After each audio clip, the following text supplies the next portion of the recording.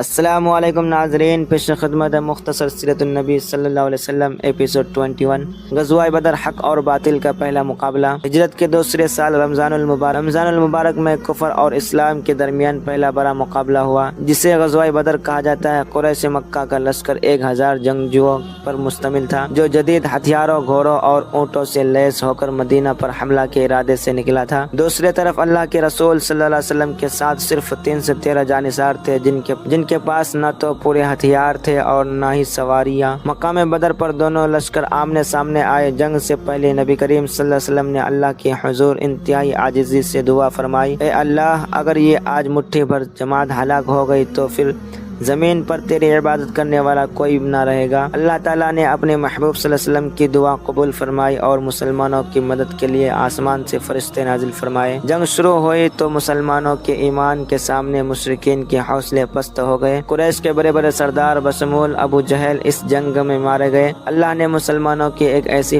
عظیم فتح عطا کی جس نے پوری عرب پر اسلام کی دھک بٹھا دی۔ اس واقعے نے ثابت کر دیا کہ فتح طاقت اور تعداد سے نہیں بلکہ اللہ کی نصرت اور سچے ایمان سے ملتی ہے۔ پھر ملتے ہیں اگلے نئے واقعے کے ساتھ، تب تک کے لیے ویڈیو کو لائک کریں اور اگلی ویڈیو کے لیے چینل کو سبسکرائب کر کے پیج کو فالو کریں۔ السلام علیکم۔